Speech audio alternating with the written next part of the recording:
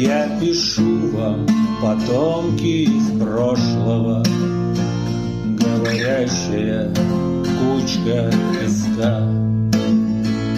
Моим пеплом земля припорошена, мои мысли текут сквозь века. Проплывая над вами комом туч грозовых, я стекаю слезами по стенам. Я носитель свободного гена, отражение той стороны. Мои строки взлетают листами и разносятся криками птиц.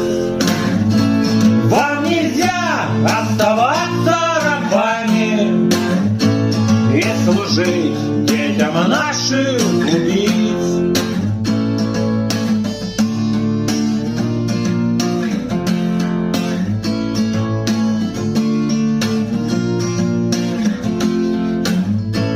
Мы сгорели во имя свободы, не коснувшись земли головой.